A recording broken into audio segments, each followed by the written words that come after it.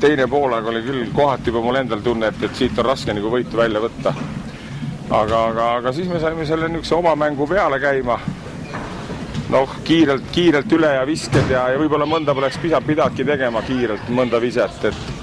Et oli niisugused õnnestumisi ja sel hooajal on see meile niisugust lisaenergiat nii palju andnud, et ise te nägite, siis tulid ka sellised korvid, mida võib-olla tavaliselt nii kergelt ei tule, nii et eelkõige tahan ma poisse kiita, et järgi ei antud ja mängiti kohe see lõpp hästi vägevalt.